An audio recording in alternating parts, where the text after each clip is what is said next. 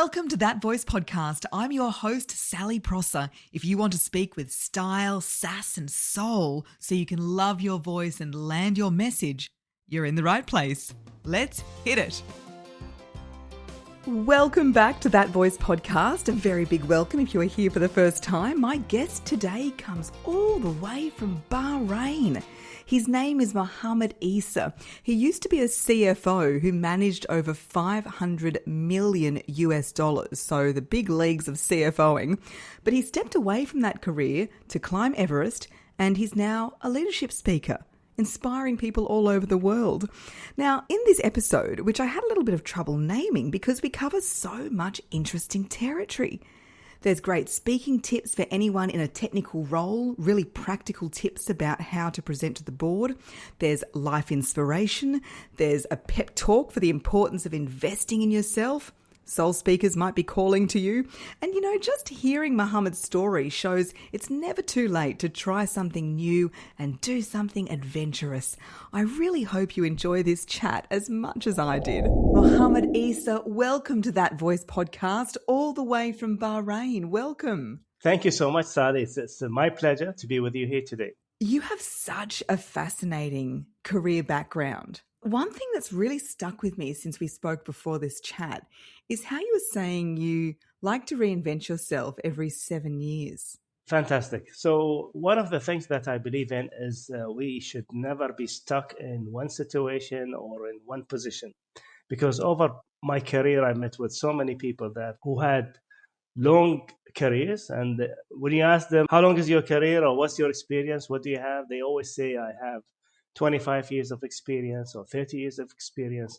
But when you dig deeper, you will find that they have been doing the same thing over and over and over and again. So it's not 30 years of experience. It is 1 year of experience multiplied by 30.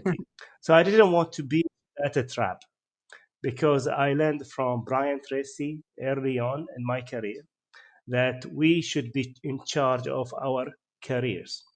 And we should have our careers like a book. You write the chapters within the book. So each chapter will build on the prior chapter. So when it comes to 7 years, in the old ancient Egypt, they had a harvest, a very good harvest for 7 years. And then they had a drought of 7 years. And lucky them, they had Prophet Joseph as the treasurer of the country, if we say. So he had that vision. We should save the produce, the wheat, and all the other things so that we don't starve for the coming 7 years. And I think 7 years is a good period to reinvent ourselves. You cannot reinvent yourself overnight. You should take it step by step. So I think 7 years is a very good period to reinvent ourselves. And now I'm on the stage where I have reinvented myself as not Mohammed Isa, the CFO, not Mohammed Isa, the board member, Mohammed Isa, who climbs mountains and who speaks about leadership with analogies from the mountain. So I'm in this period now since 2022. Yeah, it's so fascinating. So you've spent time as a CFO in boardrooms and base camp.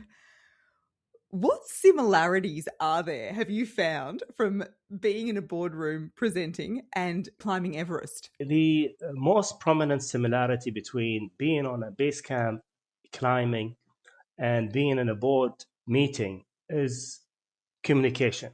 Communication is so vital in both environments. In the mountain, you need to be communicating with your team, with your guides, with your porters to make sure you accomplish the mission, which is summiting the mountain. The same thing in the board. You need to talk clearly. You need to cast the vision. You need to explain how will you achieve the vision. And all of that requires highly effective communication. If you're a CFO and you cannot communicate, tough luck. You will come across as someone who is less credible, someone who others will not listen to. And that's key. If you're a CFO, you're the custodian of the company, financials, assets. So you need to communicate clearly so everyone is on the same page and they really understand what you're saying, because finance can be very technical. Yeah, absolutely. So I'm definitely more of a words person. If there is a CFO or accountant, I know there would be finance people listening into this episode and they're going, but Mohammed, I'm a numbers person. Give me a spreadsheet, give me some figures.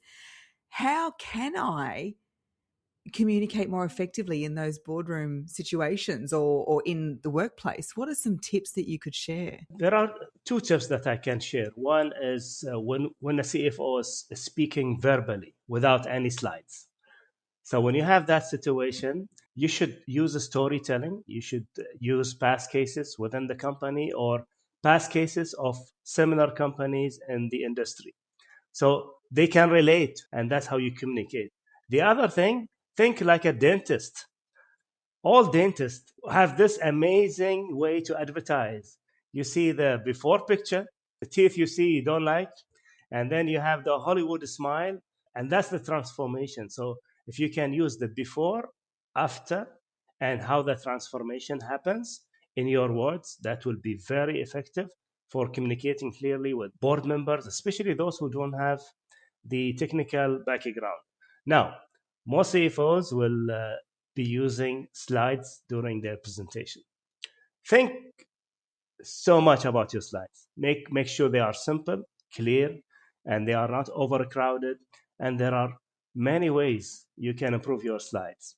So you can have a peer group of other CFOs who are not competing with you directly in the same industry, and ask what are you doing to get your points across. And that's how you build your slides deck so that your board members understand what are you trying to say. Because if they don't understand, if you're presenting a proposal, the answer will always be no. They're really good tips because you've shared tell stories, use before and afters to communicate the transformation, and think about your slides, not just putting up. I mean, I've seen many of these very, very technical, detailed slides that make me more confused than before I saw it. Of course, there was one company that was pitching for capital. So you could go through all the standardized investment pitching, or you take a very innovative approach. So there was the title slide, the company's name, his name, and then he said, I could tell you all about our customers and the revenues and the profits we're generating. I just want to show you one slide. And from that slide, if you have more questions, I'll be here to answer all these questions. So what did he do? He revealed the slide, and the slide had 600 logos of his customers, corporate customers, and said, these are my customers, and that's how we are generating our money, and we're planning to double this client base. If you have now questions, I'm more than happy to answer them. Very effective. Yeah. So sometimes detail can serve a purpose. It's the same with listing. If we want people to hear all the things in the list, then you want to stick with, 3 as a maximum. But if the effect you're going for is lots of things, like I went to the shop and I got eggs and bread and pizza and, like lots of things, and then the more things you list, the more effective it is. So it's the same with slides. I like that. Good tip. Just to follow up with that, there is a way or a thinking or a philosophy when it comes to communication. Make it easy for them, and they'll make it easy for you. Never a truer word spoken. I love that. Make it easy for them and they'll make it easy for you. Absolutely. So good. So when you left or finished up with your CFO role, was there anything easy about climbing to base camp? It was not an easy transformation or change. When I left that position, I left the prestige, I left what I knew for sure, I left all the perks, all the packages, all the bonuses, and now you're going for the unknown. Mohammed, I'm sure you get asked this question. Why did you do it? What drew you? I get asked this question so many times. Even now, after 10 years, many people ask me this question. In fact, only 2 days ago, I had the same conversation. So when I started my career, I was working with Unilever. And we had several training courses. One of them was personal effectiveness, and it was held in Jabal Ali in Dubai. Believe it or not, it was held in the shooting range. So we were in the shooting range being trained. and we had British consultants, and it was more of experiential learning rather than sitting in the class. And from that time, I thought, I want to do this. I want to be the one who's carrying out all these activities, doing the speaking. Yes, I could sat back in my nice office on the 20th floor, but I wanted to do something that I'm more passionate about. Yes, I was successful as a CFO, but there was something more that I wanted to do. And today I posted something on my social media. And this is a very profound question because you need to think about it. How will you measure your life? You don't want to be saying, I was the CFO of a Fortune 500 company. Our lives are not jobs. Our lives are not career. Our lives are much, much more than that. And I learned that luckily very early on. I read a book for Dr. Suzanne Jeffers. It's called Feel the Fear and Do Do It it anyway. Anyway. Yes. Yeah. And she had a very nice diagram with a central question. How whole is your whole life? Mm-hmm. So our lives are not just careers and professions. Our lives are much, much more than that. So that's what one of the reasons that I left the corporate world to pursue what I like, speaking, writing, and traveling. Amazing. And now going on podcasts. Absolutely. I was on a podcast on Sunday. I was speaking in a conference in Dubai, and someone approached me and said, I'd like to invite you for a podcast. Can you come tomorrow? And I said yes. And that's how I make my impact. Yeah.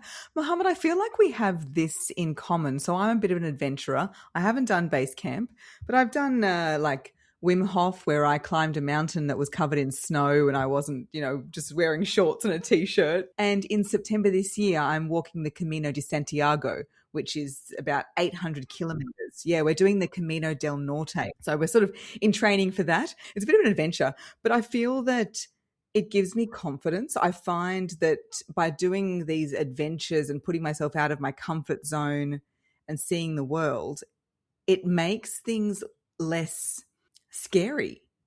And so lots of people listening fear public speaking. I think one of the ways to get past that is to give yourself adventurous challenges to do outside of work. Indeed. And I'll tell you something. I wasn't a good speaker at all. I remember a horrifying experience when I was 13, and I have written a chapter about this in one of the collaborative books where I contributed a chapter. I was 13, there was a celebration, and I walked into the hall, and someone grabbed me and said, I know you're a very clever student, so this is the speech, and you're going to read this speech. I asked, what do you mean? He said, now? He said, no, not now, after 10 minutes. And I'll tell you, I delivered the worst speech of my life. And, to add insult to injury, I had most of my relatives were inside the hall, the community hall, watching me taking the stage. And I would not say speaking, I was just mumbling. I quit speaking for so many years. Every time the teacher in the school comes to me and says, Mohammed, I want you to deliver this during the students' assembly, I would say, no assembly for Mohammed. But then when I reached high school, I thought, I cannot avoid this forever. Because ultimately, when I go to university, I will have to participate in the class.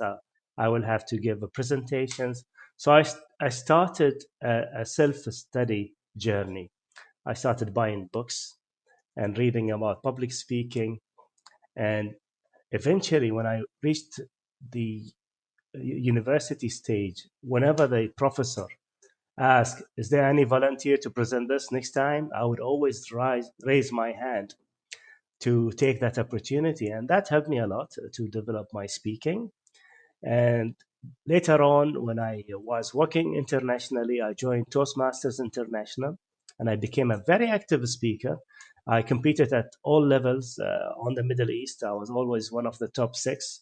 Again, besides Toastmaster, I was investing in educational programs, DVDs, CDs, cassettes these days, and I have them all over here next to me on my right side hand. And I'm going back to them every now and then. Showing our age here, talking about cassettes. Yeah, what can I say? Yeah, what to do? I use the floppy disk, if that makes sense. Yeah. So if you're listening and you're thinking, wow, how can I get better at speaking? Just take that step to invest. Take that step to, read the books. I mean, listening to this podcast right now is a great start. Now it's more than ever. You can learn at your fingertips. And I remember hearing this statement by a professional speaker. He was the past president of the National Speakers Association in the US. His name is Bill Gove. And I think what he said would summarize everything we should do when it comes to public speaking. He said this: I'm not scared because I'm prepared. I'm not scared because I'm prepared. So if you are scared, get prepared. I like that. Another one that reminds me of that is you can't be nervous if you stand in service. Yeah. That's right. When you were climbing the mountain, did you have any of these mantras, these quotes that you were saying to yourself to help you keep going? We have learned from the porters and the guides that sometimes lying to yourself is helpful. So we would ask the guide or the porter, how long before we reach the next destination? And they would say 45 minutes. And if you ask again, they'll say 45 minutes. And then they would reduce it. And basically what they are doing, they are trying to give you a nudge to keep going. Because we all hear this statement, a journey of 1,000 miles begins with one step. And this is reality. If you want to reach wherever you want to reach, it's just a matter of putting one step in the front of the other. And eventually you will reach. Mohammed, that is such a beautiful way to end our chat, because it's true of mountaineering, it's true of public speaking, it's true of many things in life. You just keep putting one foot in front of the other and you'll see the summit. I'd like to add that you need to find your voice. The sooner, the better.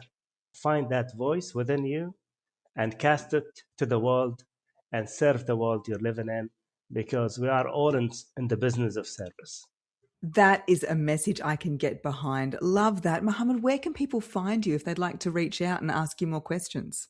Very easy. I'm very findable on LinkedIn, or they can go to everestspeech.com and they'll find me easily. Wonderful. And I'll put all those details in the show notes as well. Mohammed Isa, thank you so much for joining me on That Voice podcast. It was my pleasure, Sally, and I wish you all the best in the 800 kilometers hike. Thank you very much. I received that. Thanks for listening. If it resonated, please share on your socials and tag us at That Voice Podcast on Instagram. And for episode details, hot off the drop, straight to your inbox, leave your email at thatvoicepodcast.com.